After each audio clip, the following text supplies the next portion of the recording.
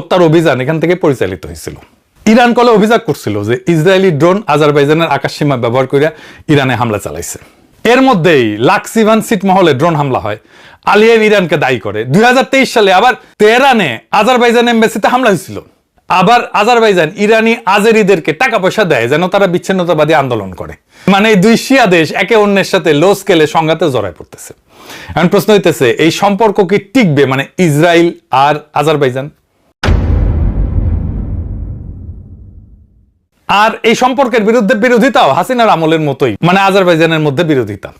আজারবাইজানের ভেতরে ইসলামপন্থী নিষিদ্ধ ঘোষিত Islamic party of Azerbaijan IPA, তারা সবসময় ঐক্যের বিরুদ্ধে প্রতিবাদ করে।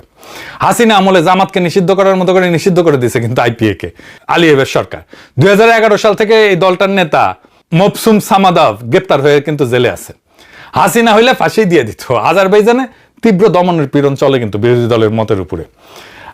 হাসিনার মতো এই ধর্মবাদী দলগুলোর প্রতিবাদকে সন্ত্রাস বিরোধিতার অজুহাত দিয়া ধর্মীয় বিরোধী কণ্ঠস্বরকে স্তব্ধ করে দেওয়ার কাজে ব্যবহার করে। এই ইসলামপন্থী দলগুলোর আবার ইরান সাহায্য করে। হাসিনার মতোই ইসরায়েলের নজরদারির টেকনোলজি পেগাসাস স্পাইওয়ার কিনছে কিন্তু আজারবাইজান। এই দিয়ে আজারবাইজান সরকার স্থানীয় অ্যাক্টিভিস্ট সাংবাদিকদের উপরে নজরদারি চালায়।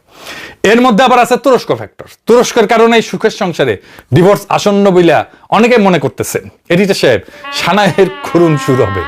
আসেন এবার একটু বুঝে দেখি এটা কেমনে ভেঙে যেতে পারে। আজারবাইজানের অবস্থা হয়েছে শ্যাম রাখি না কুল রাখি। আজারবাইজানের কিন্তু সবচেয়ে ঘনিষ্ঠ মিত্র তুরস্ক, যার সাথে ইসরায়েলের সম্পর্ক ক্রমশ শত্রুতাপূর্ণ হয়ে উঠতেছে। এর দোয়ানের চাপে শেষ পর্যন্ত আজারবাইজান ইসরায়েলের সম্পর্ক ধ্বংস হয়ে যেতে পারে। আজারবাইজান আর তুরস্ক নিজেদেরকে এক জাতি বলে, কিন্তু ওদের স্লোগানই আছে এক জাতি দুই রাষ্ট্র নামে। তুরস্কের সঙ্গে আজারবাইজানের সম্পর্কটা সম্পূর্ণ ভিন্ন মাত্রার। দুই দেশের নিজেদের ভাষায় এটা এক